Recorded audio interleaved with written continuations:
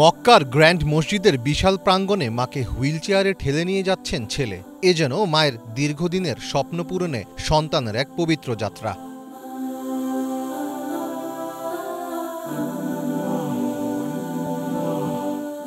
পাকিস্তানের বাসিন্দা উইলায়ত মুস্তফা, পেশায় তিনি একজন অধ্যাপক। মা শওকত ইয়াসমিন সন্তানদের জন্য সারা জীবন যা করেছেন তারই ঋণ শোধ করতে $20,000 খরচ করে মা সহ পুরো পরিবারকে নিয়ে এসেছেন হজ পালন করতে।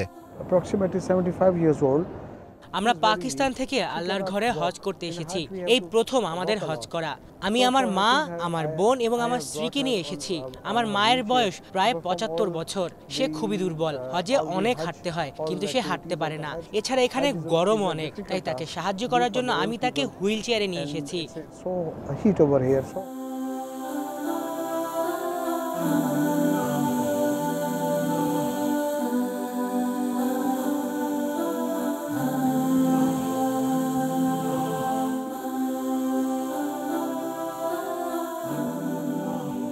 কর্মজীবনের ব্যস্ততার কারণে পরিবারের সাথে একান্তে সময় কাটাতে পারেন না মুস্তফা। তবে হজ করতে এসে পরিবারের সবাইকে কাছে পাচ্ছেন তিনি। পরিবারের সবাই একসাথে হজ করা ও একান্তে সময় কাটানোর অভিজ্ঞতায় আপ্লুত মুস্তফা।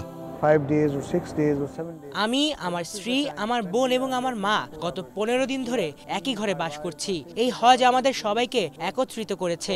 আমরা যখন শিশু ছিলাম তখন আমাদের বাবা মা আমাদের জন্য অনেক কষ্ট করেছেন। তারা আমাদের বড় করেছেন, আমাদের শিক্ষিত করেছেন। তারা আমাদের একজন ভালো মানুষ এবং একজন ভালো মুসলিম বানিয়েছেন।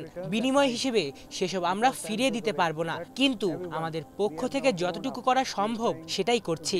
প্রত্যেক মুসলমানের উচিত বৃদ্ধ অবস্থায় বাবা মাকে সাহায্য করা, তাদের পাশে দাঁড়ানো।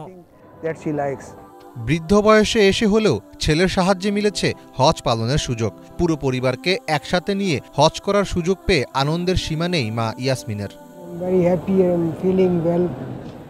আমি খুব খুশি। আমার ছেলে, আমার মেয়ে এবং আমার পুত্রবধূ আমার অনেক যত্ন নিচ্ছে। আমরা প্রার্থনা এবং কোরআন তেলাওয়াত করে সময় অতিবাহিত করছি।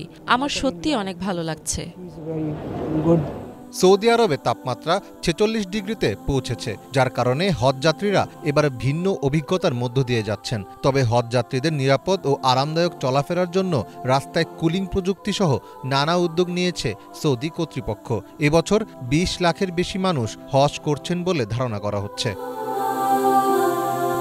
সৌদি আরবে গত শুক্রবার থেকে জিলহজ মাস গণনা শুরু হয়েছে। সেই অনুযায়ী গত 15 জুন আরাফাতের ময়দানে শুরু হয় হজের মূল আনুষ্ঠানিকতা। এরপর পশু কোরবানির মধ্য দিয়ে উদযাপন হয় ঈদুল আজহা।